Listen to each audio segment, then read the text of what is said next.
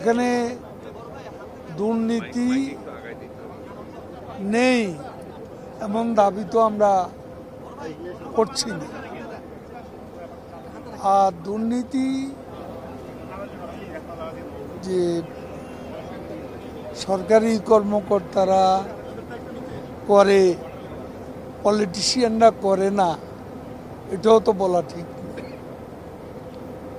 কারণ আমরা যখন কথা বলি, আমি সবার কথাই বলছি, তখন আমাদের প্রথমত আয়নায় নিজের চেহারাটা দেখা হচ্ছে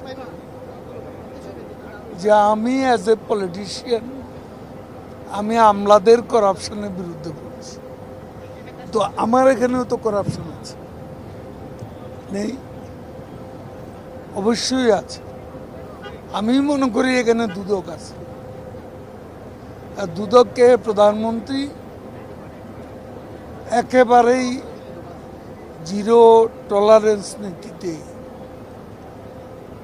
তিনি অটল, এবং দুদক স্বাধীন।